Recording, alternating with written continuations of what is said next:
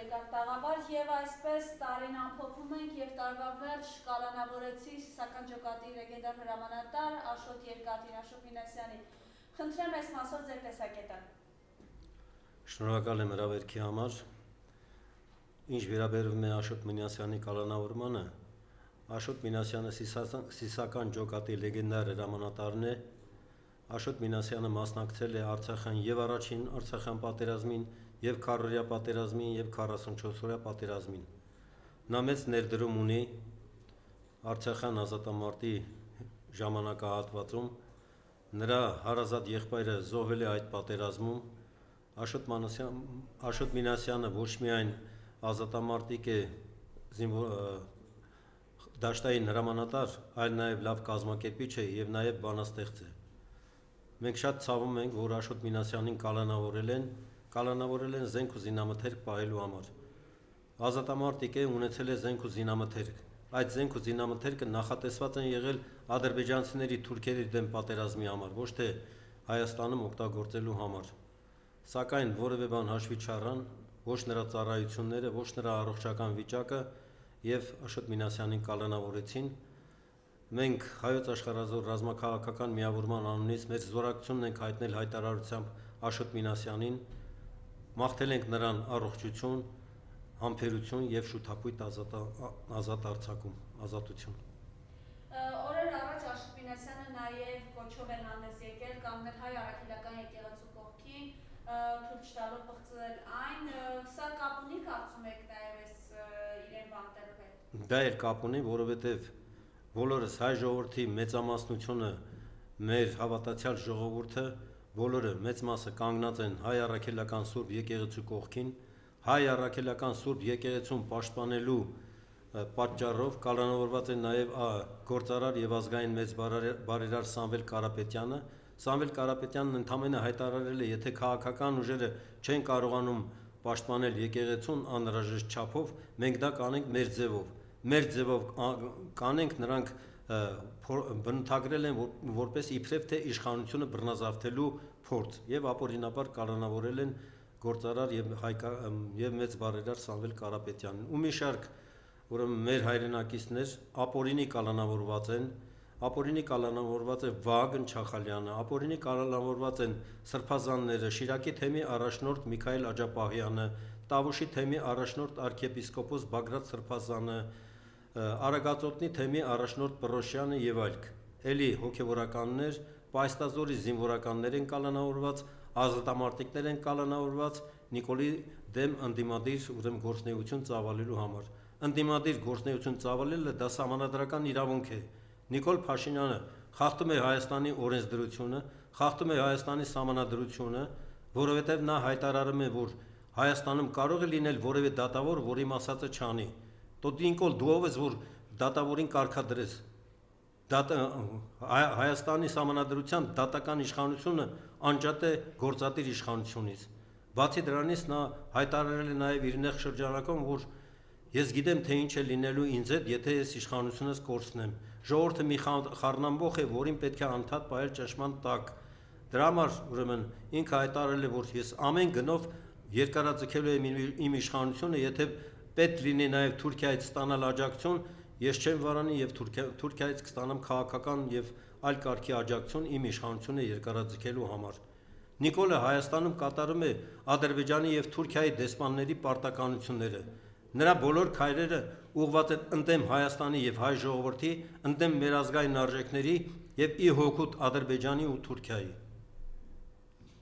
Բայց ասում են խաղաղություն են բերել, ադրբեջանական բենզինը բերել են խաղաղություն է, միջայլոց ահազանգեր կան, թե ինչ անորակ բենզին է իրականում եւ ինչ հազարավոր դոլարների վնասներ է հասցնելու հայ վարորդին եւ հայտնի է դարձավ, որ Խաչատուր Սուքիասյանի եւ Սամվել Ալեքսանյանի կնոջ շողերին Մկրտչյանը, չգիտեմ ազգանունը, մի խոսքով այդ ընտանիքների պատկանող կազմակերպություններն են Հայաստանում բիզնեսը ադրբեջանական բենզինի տարածելու։ Նա խաղաղության մասին։ Նիկոլը խափում է մեր ժողովրդին, լկտիաբար ստում է, հայտարարելով, թե բերել է խաղաղություն, որ իբր թե ստորագրվել է խաղաղության համաձայնագիր։ Օգոստոսին Վաշինգտոնում նախաստորագրվել է մի փաստաթուղթ, որը որևէ իրավական ուժ չունի։ որովհետև նման փաստաթուղթ ստորագրելու դեպքում, եթե ասենք խաղաղության համաձայնագիրն է ստորագրում, այն պայմաններով ինչ որ Ադրբեջանն է պահանջում, այդ պայմանները կատարված չեն եւ խաղաղության համաձայնագիր չկա, որովհետև ըստ Ալիևի խաղաղության համաձայնագիր կլինի միայն այն դեպքում, երբ որ 300,000 ադրբեջանցիներ կվերադառնան Արևմտյան Ադրբեջան, այսինքն ի նկատի ունի Հայաստան, երբ որ մենք Ադրբեջանին կվերադարձնենք բոլոր անկլավները, երբ որ մենք Ադրբեջանին կտրամադրենք Սևանի, ուրեմն արևելյան ափը, որովհետև նրանք ունեն քաղցրահամ խմելու ջրի խնդիր եւ հետաքրքրված են Սևանի, ուրեմն ջրով։ Սևանի արևելյան ափը տրամադրել Ադրբեջանին եւ ըստ ադրբեջանցիների, ըստ Ալիևի, Սևանը դա գյոյչա կամ գյոկչա։ Երևանը Ռևան խանի հիմնադրած, ուրեմն Հայաստանն էլ դա արևմտյան Ադրբեջան է։ Այսպիսի պայմաններ են առաջադրում, որոնք մեր համար բացարձակապես ընդունելի չեն։ Դրա համար, որպեսզի լուծենք մեր պետության ու մեր ժողովրդի առջև ծառացած խնդիրները, պետք է առաջնահերթ որպես պայման ազատվել այս ապազգային թրքամետ իշխանությունից։ Իսկ այդ խնդիրը լուծելու համար ես արդեն ամիսներ շարունակ, տարիներ շարունակ նույն բանն եմ հայտարարում, հանդիպելով տարբեր քաղաքական ուժերի, դաշինքների, հասարակական կառույցների ղեկավար մարմիններին, անդամներին, ղեկավարներին, նրանց պարզաբանում են, որ մի կողմ թողեք ձեր անձնական համակրանքներն ու հակակրանքները, մի կողմ թողեք ձեր անձնական, ուրեմն քաղաքական ներողություն, արտաքին քաղաքական մոտեցումները, ռուսամետ, արևմտամետ եւ այլն, մի կողմ թողեք ձեր ապակա պաշտոնի հավակնությունները, եկեք համախմբվենք, ձևավորենք միեզոր քաղաքական միավորում, բնականաբար հանրությանը կներկայացվի պետության զարգացման բոլոր ոլորտների վերաբերյալ քաղաքական ծրագիր, հանրությանը ոտքի անենք մեր ժողովրդին եւ ամբողջ Հայաստանով մեկ կազմակերպենք աննազանդություն գործող ապազգային թրքամետ իշխանություններին։ Պարտադրենք Նիկոլի եւ իր կառավարության հերացումը ու գործող ազգային ժողովի լուծարումը։ Կարճ ժամկետի համար անհրաժեշտ կլինի ձևավորել ժամանակավոր անցումային կառավարություն, որը կնախապատրաստի արդար օրինական ազգային ժողովի նոր ընտրություններ։ Բնականաբար մենք ակնկալում ենք, որ նոր ձևավորվելիք Հայաստանի իշխանությունները իրականացնելու են մեր ժողովրդի նպատակներն հետապնդող, մեր ազգային պետական շահերից բխող արտաքին եւ ներքին քաղաքականություն, որի գլխավոր հիմնադրույթը բանակի հզորացումն է։ Նիկոլը Հայաստանը դարձրել է ոստիկանապետություն։ Ոստիկանների քանակը կրկնապատկել է,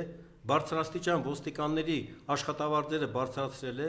բացի դրանից տարին մի քանի անգամ մեկ աշխատավարձի չափով այդ ոստիկաններին տալիս է պարգևավճարներ են ստանում նաև պատգամավորները եւ նախարարները ու բարձր պաշտոն ունեցող բոլոր մարդիկ, ովքեր բացի նրանից, որ բարձր են աշխատավարձ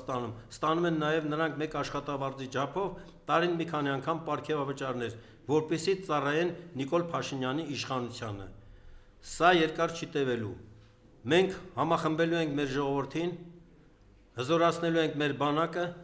հեռացնելու ենք գործող ապազգային թրքամետ իշխանություններին եւ մեր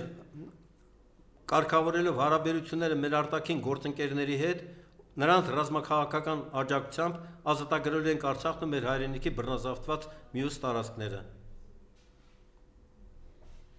Խորի շնորհակալություն Ադրբեջանի նախագահային հայտնում Ռուսաստանից այն բaragային, որ մեր հայրենակիցները Բաքվի բանտերում այլևս մեղադրական վճիռներն է հրապարակվում, ըստ էության բոլորին ցմա ազատազրկման են տանում։ Մոսկվայում տեղի ունեցած ԵԱՏՄ բարձրագույն խորհրդի նիստում Նիկոլ Փաշինյանը անձամբ իր երախտագիտությունը, Ալիևն այնտեղ չէր, անձամբ իր երախտագիտությունը հայտնեց Ադրբեջանի նախագահ Ալիևին, իբր թե Հայաստան դեպի Հայաստան ապրանքներ տեղափոխելու ճանապարհը բացելու ապաշրջափակման համար, քանի որ ըստ իշխանության ներկայացուցիչների արդեն տիրում է խաղաղություն եւ խաղաղության պայմաններում Ադրբեջանի տարածքով ցորեն են տեղափոխել Հայաստան, այդ թվում նաեւ Հայաստան են բերել ադրբեջանական բենզինը։ Հետո երբ պարզվեց, որ այդ ցորենը պիտանի է միայն որպես անասնակեր ղազախական այդ ցորենը, կառավարության անդամները հայտարարեցին, որ կառավարությունը այդ ցորենի ներկրմանը հետ որևէ կապ չունի։ Այդ ցորենը ներկրել է Սամվել Ալեքսանյանի ընկերությունը իրենց անձնական նպատակների համար։ Իսկ ինչ վերաբերվում է Հայաստան ներկրված ադրբեջանական բենզինին, A95 կարգի բենզինին, ադրբեջանական լրատվամիջոցները հայտարարել են, որ այդ բենզինը պիտանի է միայն թեթև տրանսպորտի համար եւ որևէ ռազմական նշանակություն չունի։ Ու բացի դրանից այդ առևտուրը դրական սալտո է նշանակում Ադրբեջանի համար, որովհետեւ ցանկացած պետություն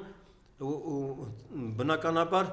որքան շատ կարողանա արտահանել իր արտադրանքը, այնքան ի օգուտ այդ պետության է։ Իսկ այդ բենզինը ներկրել է Խաչատուր Սուքիասյանի ընկերությունը, բոլորս գիտենք, որ Խաչատուր Սուքիասյանը իշխանության ներկայացուցիչ է եւ այդ բենզինը ուրեմն պետք է վաճառեն Խաչատուր Սուքիասյանի սեփականություն հանդիսացող բենզալցակայաններում։ Ռազմագերիներին, անդրադառնանք, որ արդեն մեղադրական վճռներ։ Ուրեմն Նիկոլ Փաշինյանը, շարունակեմ ես, Նիկոլ Փաշինյանը ԵԱՏՄ բարձրագույն խորհրդի նիստում որևէ բառ չասաց Բաքվում պատանդարված հայ ռազմագերիների մասին, Արցախի ռազմաքաղաքական ղեկավարների ազատ արձակման մասին։ Տեղին էր, որ նա նման պահանջ դներ ԵԱՏՄ բարձրագույն համաժողովում, բայց նրանց բացարձակապես չի հետաքրքրում, որ Բաքվում պատանդարված են մեր հայրենակիցները, Արցախի ռազմաքաղաքական ղեկավարությունը, զինվորականներ են այնտեղ կալանավորված, բացի դրանից կալանավորված է նաև Բաքվում պատանդարված է Ռուբեն Վարդանյանը, որը մեծ բարերար է եւ հայ մեծ գործարար ու բազմաթիվ բարեգործական հարցեր է լուծել Հայաստանում, Արցախում եւ այլն։ Հատկապես Նիկոլ Փաշինյանը մտահոգություն ունի Ռուբեն Վարդանյանի վերադարձից, որովհետեւ նրան ենթադրում եմ, որ նրան թվում է, եթե Ռուբեն Վարդանյանը ազատ արձակվեց եկավ Հայաստան, համախմբվելու է մեր ժողովրդին եւ հեռացնելու է իրեն իշխանությունից։ Բայց Ռուբեն Վարդանյանից քանի որ խոսեցիք, ադրբեջանցիները ֆիլմ էին պատրաստել Ռուբեն Վարդանյանի մասին եւ այնտեղ նաեւ օգտագործվել է Սամվել Բաբայանի խոսքը, ինչ ունեք ասելու Սամվել Բաբայանի ասում է Ռուբեն Վարդանյանը եկել էր արցախցիների համար ֆոնդեր բացել, բայց այդ գումարները իրանք գրպանում էին։ Խնդրեմ։ Ես բացարձակապես ցանկություն չունեմ մեկնաբանել Սամվել Բաբայանի խոսքերը։ Ես համամիտ չեմ ոչ նրա գործունեությանը, ոչ էլ նրա ասածներին։ Ես իմ տեսակետներն ունեմ, որը բացարձակապես տարբերվում է Սամվել Բաբայանի եւ նրա նման մտածողների տեսակետներից։ Պարոն Բազարյան, բայց Սամվել Բաբայանի հետ կապված իրեն շատ հարցեր կան։ Օրինակ, Վագիվ Խաչատրյանը այսօր, որը ծանր առողջական խնդիրներ ունի, հայտնի ադրբեջանական ԶԼՄ-ներն էին գրել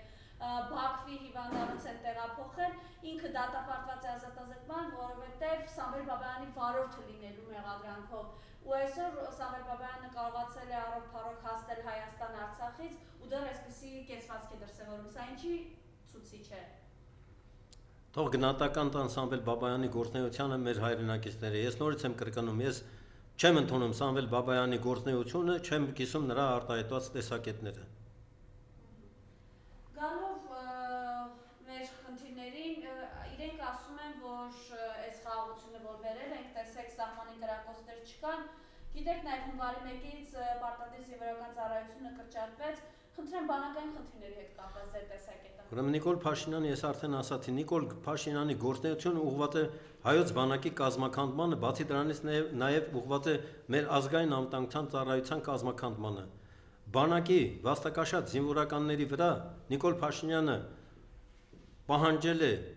շինծ ու քրեական գործեր հարուցել ու նրանց տանել կալանավորել։ Գրասենյակային աշխատողներին նշանակել են բանակում շատ կարևորագույն պաշտոնների։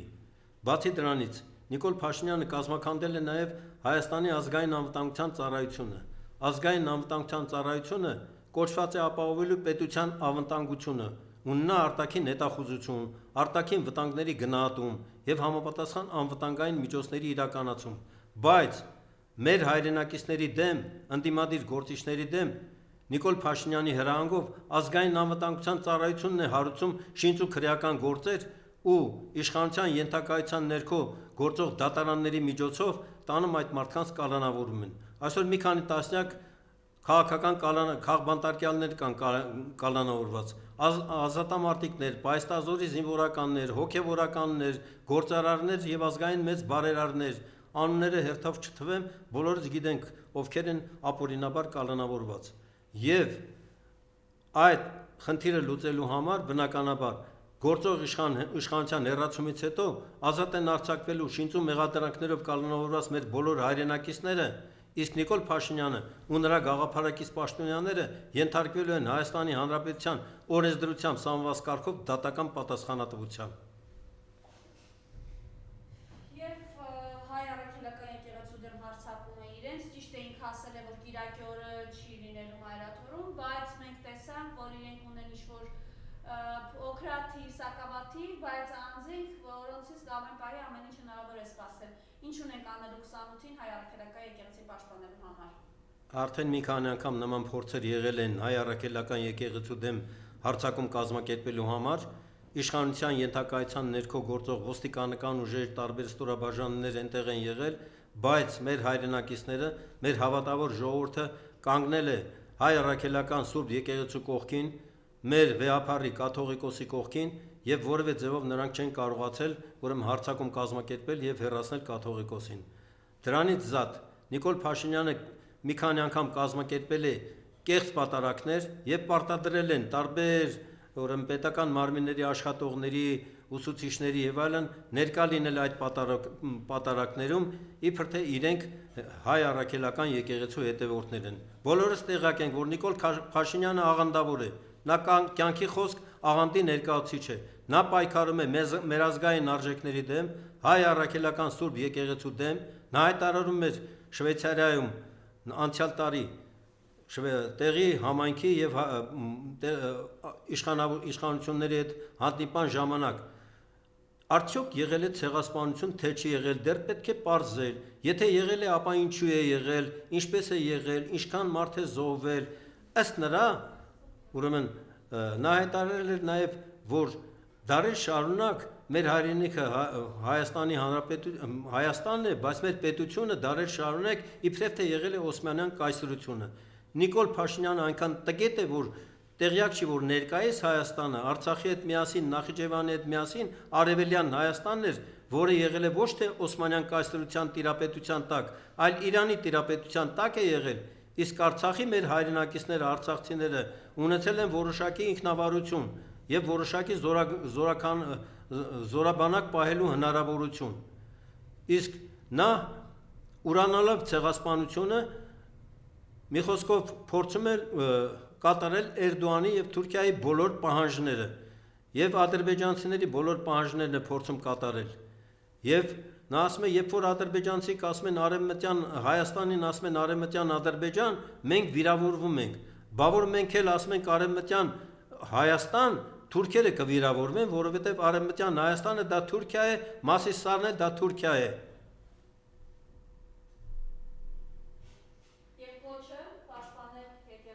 Ուրեմն բնականաբար կոչ անեմ թե չանեմ, միևնույն է մեր ժողովուրդը, մեր հավատավոր ժողովուրդը պաշտպանելու է հայ առաքելական եկեղեցուն, ես միշտ էլ